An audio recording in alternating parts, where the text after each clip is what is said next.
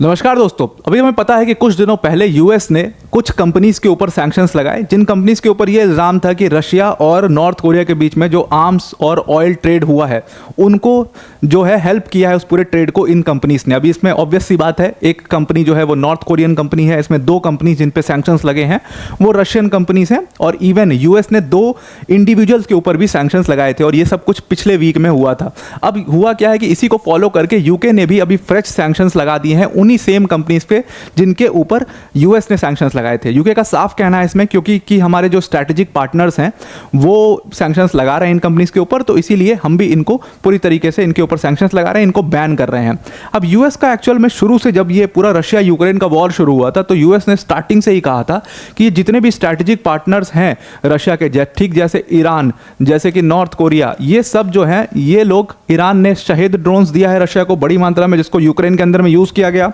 और north Korea ने लगातार बैलिस्टिक मिसाइल्स दी हैं रशिया को, और उसके बदले में रशिया ने इन दोनों कंट्रीज को, मतलब इन दोनों, ईरान को तो खैर कह देगा, नॉर्थ कोरिया को भर के ऑयल दिया है। और ये जो रीसेंट ट्रेड हुआ है ये ऑयल फॉर वेपन्स ट्रेड हुआ है, जिसमें नॉर्थ कोरिया ने बैलिस्टिक मिसाइल दी है रशिया को, और रशिया ने भर के ऑयल नॉर्थ कोरिया तक पहुंचाए हैं, और इसीलिए इन कंपनीज के ऊपर सैंक्शंस हम लगा रहे हैं। अब कहा गया है, यूके के द्वारा ये साफ कहा गया है कि यूके ने इसमें 3 कंपनीज, जो 2 इंडिविजुअल्स है, रशियन इंडिविजुअल्स से, उनके ऊपर सैंक्शन लगाए हैं, और 3 कंपनीज के ऊपर इसमें सैंक्शंस लगाए हैं। अब ये खुद कहना है ब्रिटिश का, और ब्रिटिश ने, मतलब यूके ने इस चीज़ साफ कही है कि भाई रशिया ने तो अपना खुद का जो रिजोल्यूशन पास हुआ था यूएन में उसी को ब्रेक कर दिया। अब एक्चुअली में क्या हुआ था कि यूएन के अंदर में नॉर्थ कोरिया के खिलाफ कई सारे रिजोल्यूशंस हैं। अब इसमें यूके का कहना यह है कि बेसिकली देखो, यूएन के अंदर में एक रिजोल्यूशन पास हुआ था नॉर्थ कोरिया के अंदर में, एक क्या 9, कम से कम 9 रिजोल्यूशंस जो हैं वो नॉर्थ कोरिया के अगेंस्ट में पास हुए हैं, और नॉर्थ कोरिया के ऊपर यूएन ने बहुत इंपॉर्टेंट सैंक्शंस लगाए हुए हैं। उन सैंक्शंस में से एक सैंक्शन ये है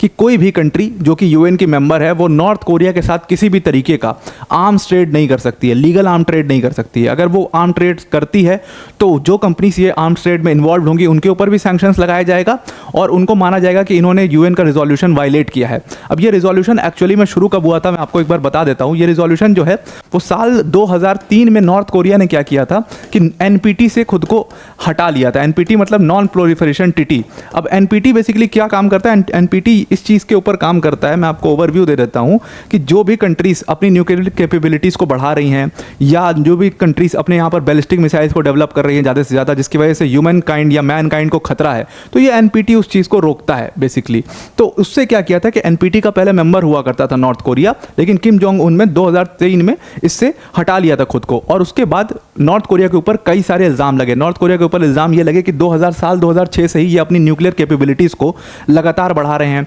और नॉर्थ कोरिया की वजह से साउथ कोरिया को काफ़ी ज़्यादा खतरा है, मैनकाइंड को काफ़ी ज़्यादा खतरा है। और इसी के बाद एक रिजोल्यूशन मूव किया गया था, एक नहीं टोटल 9 रिजोल्यूशंस, अलग अलग रिजोल्यूशंस मूव किए गए थे यूएन के अंदर में, और उन रिजोल्यूशंस को पास कर दिया था, और इसमें रशिया ने उन रिजोल्यूशंस के फेवर में वोट किया था। This is very interesting. और रशिया ने उन रिजोल्यूशंस के फेवर में वोट करने के बाद साल 2013 में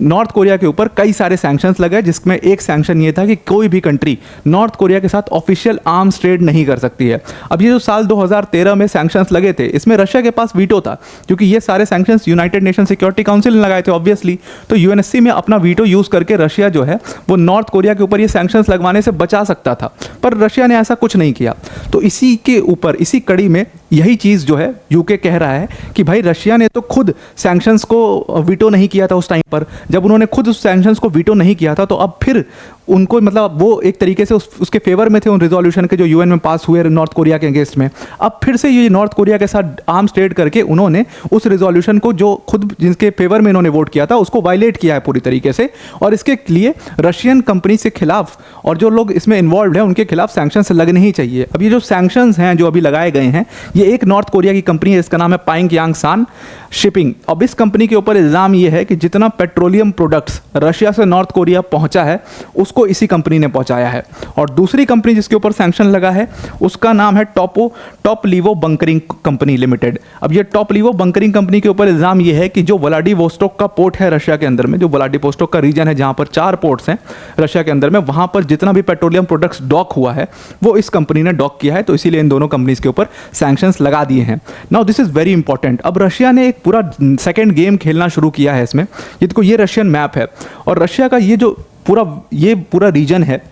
यहाँ पर आपको सेंट पीटर्सबर्ग का पोर्ट दिख रहा है, लेकिन ये रीजन क्या है, ये यूरोप के साइड में पड़ता है और आपको पता है कि इधर के साइड में सारे नेटो मेंबर्स भरे हुए हैं जिनकी तरफ से पूरा रशिया घिरा हुआ है। इसलिए रशिया अपनी इंपॉर्टेंट आर्म्स ट्रेड या पेट्रोलियम ट्रेड यहाँ से कर नहीं सकता है। दूसरी चीज़ जो है, नीचे के साइड से अगर इनको ट्रेड करना है तो वहाँ पर टर्की खड़ा है और टर्की के पास डार्डनल्स से क्रॉस करके टर्की को क्रॉस करना पड़ेगा इवेंचुअली, तो वो भी रशिया के लिए काफ़ी ज़्यादा हार्मफुल है because Turkey is also a NATO member. तो इसीलिए मैं आपको कह रहा था कि रशिया के लिए सबसे इंपॉर्टेंट, मैं कई बार आपको ये बात बता चुका हूँ कि ये जो नीचे व्लादिवोस्टोक का रीजन आप देख रहे हो, ये रशिया के लिए मोस्ट इंपॉर्टेंट रीजन है आज के टाइम पर, क्योंकि जितना भी आर्म्स ट्रेड करता है रशिया, अपना जितना भी पेट्रोलियम ट्रेड कर रहा है अभी एशिया के अंदर में, लार्जली चाइना के साथ, इंडिया के साथ, नॉर्थ कोरिया के साथ, वो सब कुछ इधर से कर रहा है। और इसीलिए ये रीजन रशिया के लिए बहुत ज़्यादा इंपॉर्टेंट है। और अभी जो ये ट्रेड हुआ है रिसेंट में नॉर्थ कोरिया के साथ में, ये ट्रेड भी यहीं पर हुआ है व्लादिवोस्टोक के रीजन में। आपको यहाँ नीचे व्लादिवोस्टोक के रीजन में ये पोर्ट्स दिख रहे होंगे और इसी में से जो वोस्टचनी का पोर्ट है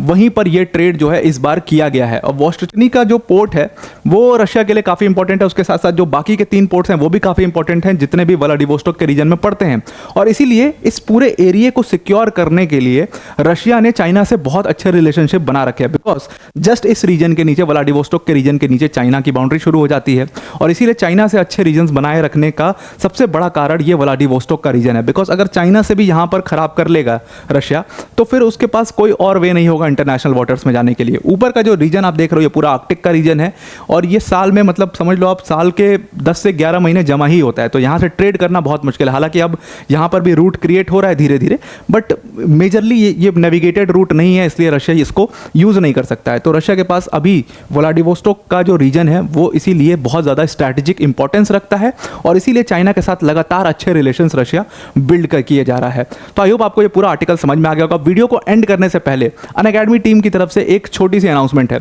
अनअकैडमी टीम ने हमारी जो वर्ल्ड अफेयर्स की ऑडियंस है उसके लिए 1 घंटे की एक मास्टर क्लास रखी है जो कि जियोपॉलिटिक्स के ऊपर कंडक्ट की जाएगी। ये मास्टर क्लास की सबसे खास बात यह है कि ये फ्री ऑफ कॉस्ट है और ये लाइव होने वाली जो एक बहुत इंटरैक्टिव सेशन होगा। ये मास्टर क्लास मैं ही लेने वाला हूं, तो आपको सिंपल क्या करना है, 21 मई को ये मास्टर क्लास रखी गई है, 7 PM पर आपको इस मास्टर क्लास को ज्वाइन कर लेना। ये अनअकैडमी के प्लेटफॉर्म पर होगा, डिस्क्रिप्शन में हमने लिंक दिया जहां पर जाकर के आप फ्री ऑफ कॉस्ट रजिस्टर कर सकते हो। अब इस मास्टर क्लास में आपको मिलेगा क्या क्या, इसमें हम काफ़ी डिटेल में कोल्ड वॉर जियोपॉलिटिक्स की चर्चा करेंगे और कोल्ड वॉर जियोपॉलिटिक्स को एक बार आपने उसकी घटनाओं को, जितनी इंपॉर्टेंट घटनाएं हुई थी सबको डिटेल में समझ लिया तो आपको एग्जैक्टली अभी न्यू वर्ल्ड ऑर्डर में क्या चल रहा है, कौन कौन से एक्सेस बने हैं, कौन कौन से ग्रुप्स हैं, वो सब कुछ बहुत ईजिली समझ में आ जाएगा। और उसके बाद हम जियो इकोनॉमिक्स का जो इंपॉर्टेंट कॉन्सेप्ट है और जियो इकोनॉमिक्स की जो प्रेजेंट डे में रेलेवेंस है उसको भी काफ़ी डिटेल में समझने वाले हैं। तो ये मास्टर क्लास काफ़ी फायदेमंद होने वाली है आपके लिए, इसको ज़रूर से ज़रूर ज्वाइन करिएगा। आई होप आपको ये पूरा आर्टिकल समझ में आ गया होगा। आज के लिए इतना ही। Thank you and have a nice day.